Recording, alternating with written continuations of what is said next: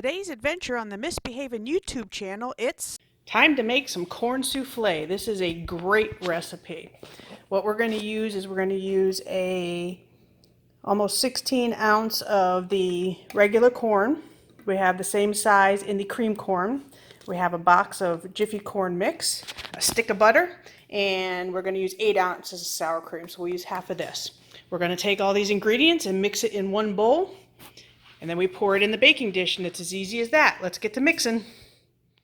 Another couple items while I'm adding the ingredients in is you do want to get your butter softened. If you want to microwave it just for a few, 10, 15 seconds, it'll help mix it a lot. And also when you do your corn kernels, you do not want to drain it. We want to add all of the liquid in there because that's what's going to mix with the Jiffy corn muffin mix to help give it the right consistency. So do not drain the water out of your corn. All right, let's get to mixing. Okay, we got everything mixed up really good here. And now it's as simple as just pouring it into the baking dish. You can use whatever kind of glass bowl or metal.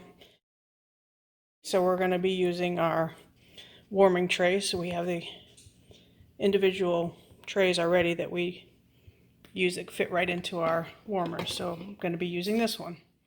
Okay, she is ready to go in the oven now. Depending on if you make a double batch of this or a single batch, the deeper the pan you have, the longer the cooking time. So this size will cook for about 40 minutes. It's maybe 2 inches deep, this pan. If you have it in a shallower pan and it's thinner, it'll take less cooking time. But if you have if you're making a double recipe and it's thicker, it's probably going to take you more than the recipe in the description box says. It'll probably take you more than an hour. So just allow for enough time in the cooking process if you've made it a thick, larger amount. Let's put it in the oven. Okay, let's take a look at our corn souffle. Looks like it's going to be almost done. You can jiggle it.